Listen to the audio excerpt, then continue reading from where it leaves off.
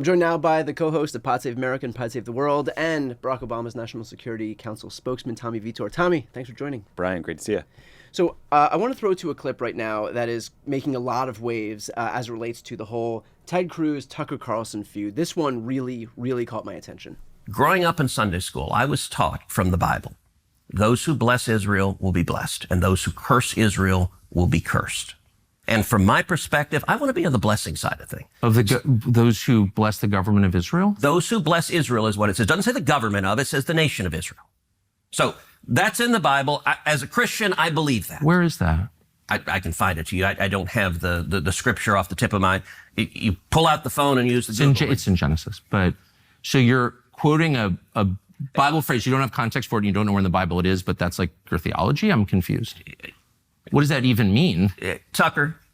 I'm a Christian. I want to know what you're talking about. Okay. So we're in a moment right now where we're seeing a lot of infighting between these Republicans, including instances like that. Is this the kind of scenario where, and I'm going to get into the meat of what was just said in that interview in a moment, but is this the kind of scenario where Democrats should kind of like take a back seat, allow these guys to just kill each other and not interrupt our enemy while they're making a mistake? I would love to see Democrats actually do something different, which is provide a clear alternative to war.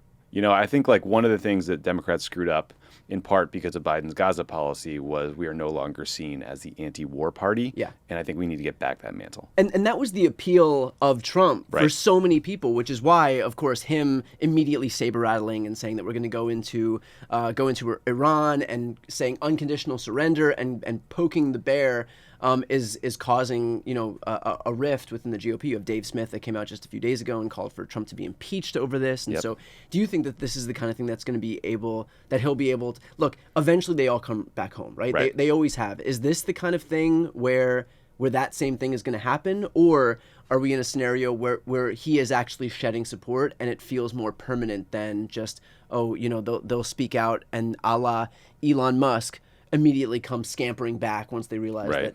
that, the God King has come a-calling? Yeah, I mean, look, if you think back to like 2015 in the early Republican primary debates, the moment when Trump really seemed different than all the other candidates on stage is when he wouldn't defend the Iraq War. And he started going after Jeb Bush and was like, it was a disaster. Your brother's an idiot. I think a lot of people were like, whoa, this guy's different. This is not like traditional Republican orthodoxy. Yeah. And I think that's one of the things a lot of people liked about Donald Trump. And so, I have no doubt that the kind of professional MAGA class, the Steve Bannons of the world, will find a way to be more mad at Democrats than they are at Donald Trump. Like they'll get angry about immigration or some other issue. But I think there will be voters who believed what they heard from Trump and they heard about it on Joe Rogan or Theo Von's show or wherever and will be like, this guy lied to me.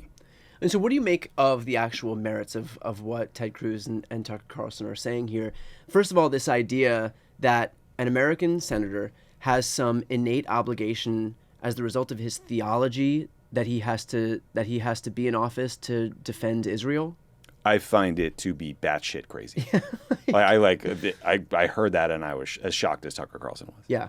But in terms of like the Tucker of it all, I mean, is this Tucker doing? I know a lot of we find really weird bedfellows right now.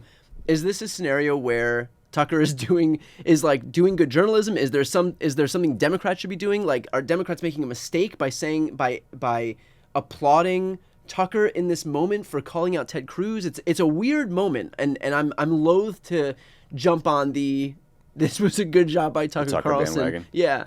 Yeah, I mean, I think, the way I've been approaching this is this person making good points on the merits, yes or no? Yeah. And try to, take away their identity from it. Because you are seeing this argument come from a lot of surprising places. Charlie Kirk has been anti-war.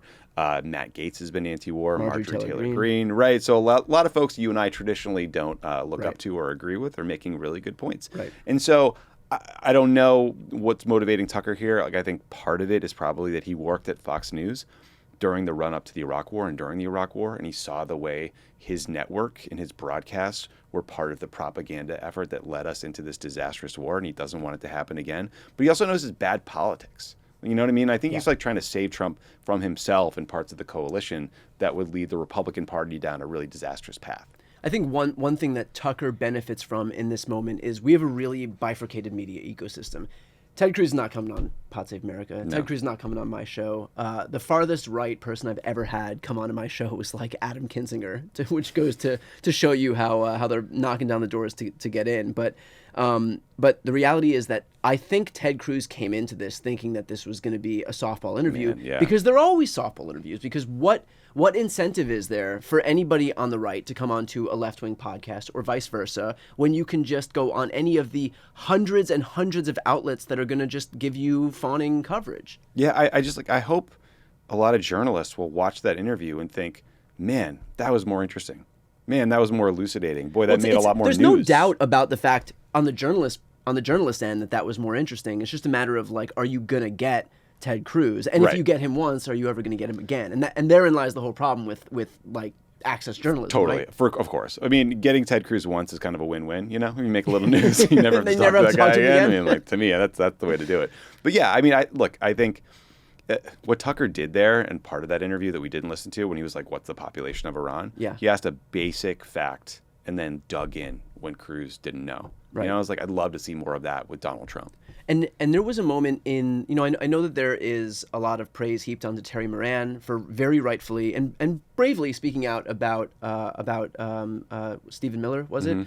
And obviously lost his job over that. But Terry Moran also did an interview with Trump a few days earlier. And there were moments where he said, like, you know, he was pushing Trump on, I forgot what the specific point he was pushing Trump on. But he was pushing him on the knuckles, like whether Abrego Garcia MS-13, had yes. tattoos on his knuckles. And there was a moment where he said, let's agree to disagree and move on. But, you know, I think back to that really great Jonathan Swan interview with Trump, and he didn't move on. It wasn't about getting like top level answers on a bunch of different questions. He just dug in on one thing, and it really did make Trump look insane because he didn't need to move on to some other topic. He was like, hold on, explain this to me. Explain this to me like I'm 5. Like I don't understand what you're talking about. How does any of this make sense? And that's a moment where it's not agree to disagree. Agree to like dig in and uncover the truth. Like that's what we should be doing here. Totally. I mean, there's some journalists who are really good at this. Like our friend Mehdi Hassan's like really good at just asking questions over and over and over. And if you need to just focus on one thing and dig in and make the whole interview about one little thing, then be it. Do it. You know, look, I've never interviewed the president of the United States in like a contentious fighting setting like that, right? So I don't know how hard it is, but I agree with you. Like if I were Terry Moran, hard enough for you guys to get Biden never just came. to come on. Yeah, but imagine a scenario where Terry Moran's like, okay, bring the photo over. Yeah, let me show you how it's photoshopped. 100%. Like it would have been an incredible moment. I wish he hadn't moved on either. I understand they feel like, you know, he's got some executive producer in his ear being like, you need to cover all of these things so we can stretch out the interview. But yeah, in that moment, like dig in. Yeah. And so I do want to go back to the first topic that we spoke about here, and in terms of how long you think that this whole intra-party feud is going to last, or if you do have faith that for these people who claim that the anti-war of it all is their red line, whether it's actually going to be their red line or whether you think that they're going to kind of just soften and eventually recognize that, you know, tribal politics is more important than any semblance of principle. Yeah, I mean, I think it's entirely dependent on what Trump does. Like, I think if he starts an offensive military operation against Iran, that is going to get the whole situation out of his control, and he's not going to be able to stop it there, even if he wants to, because the Iranians are going to respond, and it could get really ugly. If Trump pulls back and decides, you know what, we're not going to bomb Iran's nuclear facilities, we're going to let the Israelis do it, we'll help them defensively, but not anything more than that, I think he'll probably get praised by a lot of the people who are currently criticizing him, and they will come back to the fold. Can you just give a top-line rundown of the situation in the Middle East for folks who don't pay attention to international politics but want a cursory understanding of what's going on? Yeah, I mean, the Israelis, Bibi Netanyahu, launched what he calls a preemptive war against Iran because he said they were on the cusp of getting a nuclear weapon. Now, there is no new intelligence that suggests they were any closer to getting a nuke. It's also something that he's been saying for the better part of 30 2 decades. years. Yeah, 3 decades. His whole life he's been warning against the risk from Iran. And he's not wrong that, you know, the theocratic regime, at one point they really did try to get a nuclear weapon. They have covert facilities where they're trying to do all the things you need to do to get a nuke. But I think that Netanyahu launched this new war when he did because Trump was trying to conduct diplomacy with the Iranians and get to a deal. And Bibi wanted to blow up the deal. And Netanyahu did this knowing that Israel does not have the military capability to take out certain facilities that are buried deep into the sides of mountains and underground, and that only the U.S., we think, can come in and drop bombs big enough to actually take those out. So he started a fight, and now he's looking back at us and saying, hey, big brother, you got to finish this thing for me. And so what are our options here? Options are do nothing and just sort of let the Israelis try to figure out a way to take out these heavily fortified sites. Or the United States decides to have U.S. bomber jets drop this bomb. It's called the MOP, the Massive Ordnance Penetrator. It's like a 30,000-pound bomb on, in particular, this one site called Fordo, which is buried hundreds of feet deep into the side of a mountain. And you'd probably have to drop like several of these bombs on the identical spot to fully take out this part of their nuclear infrastructure. But even if you did that, I mean, there was a report in the New York Times yesterday that if we do that, if we bomb Fordo, or if the Israelis take out the supreme leader of Iran, and this becomes a full regime change operation, the U.S. intelligence community assesses that Iran then is more likely to get a nuclear weapon. So what the U.S. intelligence community is saying is that if we bomb the Iranians, the outcome we don't want is more likely to happen than if we show some restraint.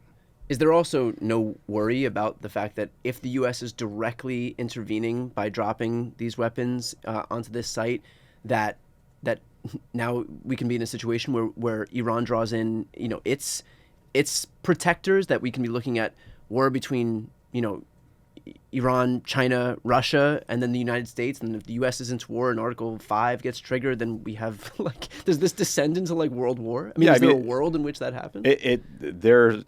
Things can go badly real fast. I mean, at a minimum, I think there's intelligence and reports in the New York Times again that the Iranians have refocused a bunch of their ballistic missiles at U.S. bases in the region. There's like 40,000 U.S. troops serving in the Middle East.